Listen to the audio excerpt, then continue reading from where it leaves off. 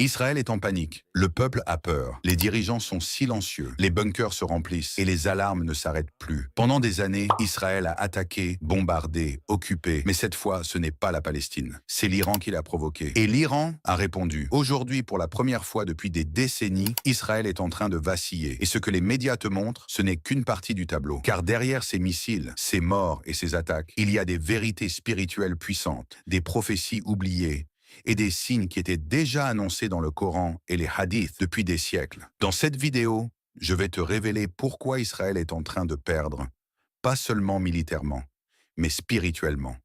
Je vais te montrer les informations que les grands médias refusent de diffuser et surtout ce que disent les grands savants musulmans à propos de ces événements. Mais ce n'est pas une simple vidéo d'actualité, c'est un décryptage complet à la lumière de l'islam. Avant de parler de religion, avant de te révéler les signes spirituels que l'islam nous a transmis sur ces événements, regardons d'abord les faits, les chiffres et les véritables conséquences de ce nouveau conflit qui secoue le Moyen-Orient. Le 13 juin 2025, Israël a lancé une opération militaire baptisée Rising Lion, une offensive massive ciblant des sites stratégiques en Iran, des centres de commandement, des installations de recherche et même, selon certaines sources, des infrastructures nucléaires. L'objectif était clair, décapiter les capacités de riposte iraniennes avant qu'elles ne deviennent incontrôlables. Mais ce que Tel Aviv n'avait pas prévu, c'est que l'Iran allait répondre avec une violence maîtrisée, mais d'une ampleur inédite. Dans les 48 heures qui ont suivi, l'Iran a lancé une contre-attaque baptisée True Promise 3, un nom qui en dit long, car ce n'était pas seulement une riposte militaire. C'était un message au monde entier. Nous ne reculerons plus.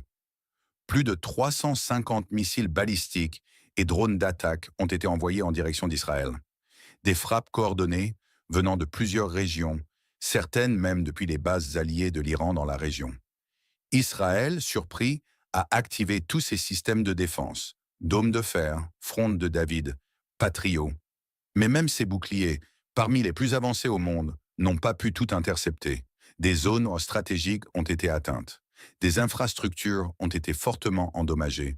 Et surtout, la population civile a été profondément marquée. Selon les derniers rapports officiels disponibles au 16 juin, en Israël, près de 500 personnes ont été touchées physiquement. Plusieurs centres médicaux ont été débordés et l'armée a dû intervenir pour évacuer certaines zones résidentielles. Des milliers de familles ont passé la nuit dans les abris souterrains. En Iran, les frappes israéliennes ont provoqué de graves dégâts, notamment dans les villes de Tabriz et Ispahan. Là aussi, des centaines de personnes ont été blessées et plusieurs quartiers ont été vidés de leurs habitants par précaution. Mais au-delà de ces chiffres, ce sont les signes politiques et militaires qui inquiètent le plus les experts. D'un côté, Israël affirme avoir porté un coup dur à l'Iran. Mais sur le terrain, ce n'est pas ce qu'on observe. La riposte iranienne n'a pas été désorganisée. Elle a été planifiée, rapide et massive.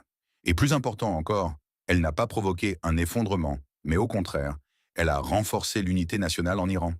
Des millions de personnes sont descendues dans les rues, non pas dans la peur, mais dans une volonté claire de résister. À l'inverse, en Israël, les tensions internes grandissent. Les critiques contre le gouvernement se multiplient. Et pour la première fois, la population commence à douter, non pas de sa force militaire, mais de l'efficacité morale et politique de ce conflit. Plusieurs observateurs internationaux s'interrogent. Israël a-t-il ouvert une porte qu'il ne pourra plus refermer? Car cette guerre ne se limite plus à deux pays. Elle fait trembler toute la région. Des pays comme la Jordanie, la Turquie et même l'Arabie saoudite suivent la situation avec inquiétude. Les grandes puissances comme la Russie, la Chine et les États-Unis multiplient les contacts diplomatiques secrets, redoutant un embrasement incontrôlable du Moyen-Orient. Ce qui se passe aujourd'hui entre Israël et l'Iran, ce n'est pas juste un affrontement militaire. C'est un chapitre d'un livre bien plus ancien, un épisode que certains savants musulmans avaient déjà annoncé, non pas avec des armes, mais avec des paroles chargées de science, de lucidité et d'expérience. Et ce qui est frappant, c'est que tout ce qu'ils avaient prédit se réalise sous nos yeux. Parlons d'abord d'un homme que beaucoup connaissent dans le monde anglophone, Sher Imran Hossein. Depuis plus de 30 ans, ce penseur et spécialiste des signes de la fin des temps n'a cessé de dire, dans ses conférences, ses livres et ses interventions. Israël ne peut pas dominer le monde éternellement. Il sera confronté à une puissance que ni son armée, ni ses alliés ne pourront freiner. Et pour lui, cette puissance, c'est l'Iran. Pas uniquement l'Iran en tant qu'État, mais l'Iran en tant que symbole de résistance face à une domination injuste. Il a dit un jour, « La résistance sincère finit toujours par vaincre l'injustice arrogante ». Et aujourd'hui, on voit clairement que l'arrogance militaire d'Israël est en train de se heurter à une patience stratégique iranienne. Mais Imran Hossein n'est pas le seul à avoir tiré la sonnette d'alarme. Des penseurs comme le docteur Tarek Souaïdan, connu pour ses interventions sur l'histoire des prophètes et les grandes civilisations, a souvent mentionné que toute puissance qui dépasse les limites fixées par Allah finit par tomber. Et il donne l'exemple de Pharaon, de Nimrod ou même de Rome. Des empires puissants, redoutés, arrogants, mais qui ont tous disparu. Et il pose une question. Pourquoi Israël ferait-il exception? Un autre grand savant avait aussi mentionné que l'oppression des peuples musulmans ne resterait pas sans conséquences, et qu'un jour viendrait où la résistance de certains pays musulmans deviendrait une lumière pour les autres. Et qui aujourd'hui tient tête à l'occupant? Qui refuse de céder malgré les menaces, les pressions, les sanctions économiques et les attaques ciblées? C'est l'Iran. Peu importe ce qu'on pense de sa politique interne. Sur le plan géopolitique, il est devenu le symbole du non. Le non à la normalisation, le non à la soumission, le non à l'oubli de la Palestine. Et ce courage, cette constance, c'est ce que les savants appellent la force de la vérité, la même que possédaient les compagnons du prophète face aux puissances païennes de leur époque. Mais ce n'est pas tout.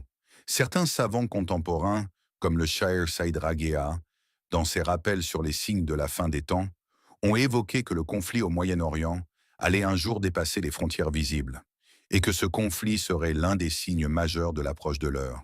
Il a dit dans une khutba, « Ne regarde pas seulement les bombes, les missiles ou les alliances, regarde les cœurs, regarde les causes. Regarde ce que dit Allah sur ceux qui répandent la corruption sur terre. » Et c'est là que tout devient clair. Tous ces savants, tous ces penseurs, tous ces hommes de science disent la même chose, chacun avec ses mots. Le pouvoir n'est rien si Allah décide de l'enlever, et la chute n'est jamais loin pour ceux qui oppressent. Aujourd'hui, le monde regarde Israël, mais les croyants regardent ce qu'Allah prépare. Et ce que les savants nous disent, c'est que ce conflit n'est pas un hasard, c'est un tournant historique. Mais pour vraiment comprendre ce tournant, il faut maintenant écouter la voix la plus forte, la plus authentique et la plus infaillible, celle du Coran et du prophète. Mais ce que l'islam nous enseigne, c'est que derrière chaque guerre, chaque affrontement, il y a un sens plus profond. Et ce sens, Allah l'a déjà révélé à travers son livre et à travers les paroles de son prophète.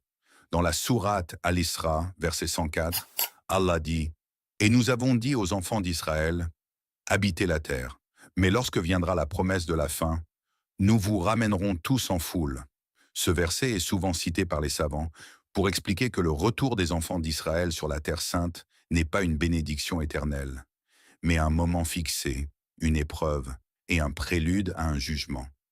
Ce n'est pas une victoire finale, c'est un dernier appel avant la justice divine. Dans une autre sourate, Al-Maïda, versets 20 à 26, Allah parle de l'histoire de Moïse, Moussa alayhi salam, et de son peuple, et de la manière dont ils ont refusé d'entrer en Terre Sainte à cause de leur manque de foi et de courage.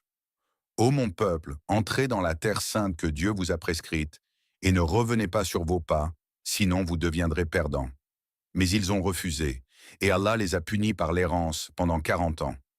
Ce que nous voyons aujourd'hui, c'est une répétition de cette histoire. Une terre prise par la force, un peuple oppressé, et une communauté qui prétend être invincible. Mais qui oublie que la victoire appartient à Allah, et non à ceux qui possèdent moins des armes? Et les hadiths vont encore plus loin. Dans un hadith authentique rapporté par l'imam Muslim, le 2922, le prophète a dit « L'heure ne viendra pas avant que les musulmans ne combattent les juifs et que ceux-ci se cachent derrière les pierres et les arbres.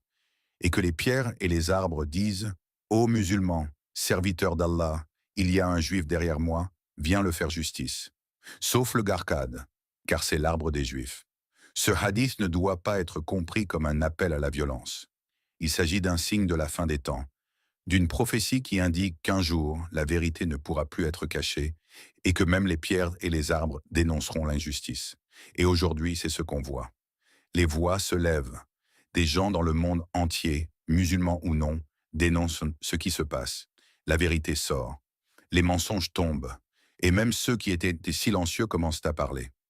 L'islam nous enseigne que l'oppression finit toujours par être détruite et que quand Allah décide de renverser un tyran, aucune puissance sur terre ne peut le retenir. Dans la sourate Ibrahim, verset 42, Allah dit « Et ne pense pas qu'Allah soit inattentif à ce que font les injustes. Il ne fait que leur accorder un délai jusqu'au jour où les regards seront figés. Et ce délai, il est peut-être en train de s'écouler. Aujourd'hui, tout le monde regarde ce conflit entre Israël et l'Iran comme une guerre politique, comme un duel entre missiles, drones et stratégie militaire. Mais pour nous, croyants, ce n'est pas qu'une guerre. C'est un rappel d'Allah, un signe, une alerte. C'est la preuve que le monde avance et que l'injustice n'est jamais éternelle. Israël est fort sur le papier. Il a des alliés puissants, des armes avancées. Mais Allah ne regarde pas les armées. Il regarde les cœurs, la justice, la patience, la sincérité. Et il donne la victoire à qui il veut. Peut-être que cette guerre ne sera pas la dernière. Peut-être qu'elle ne marquera pas encore la fin. Mais elle marque un tournant, un moment où le monde réalise que la force ne suffit pas à écraser la vérité. Un moment où le silence des peuples se transforme en réveil.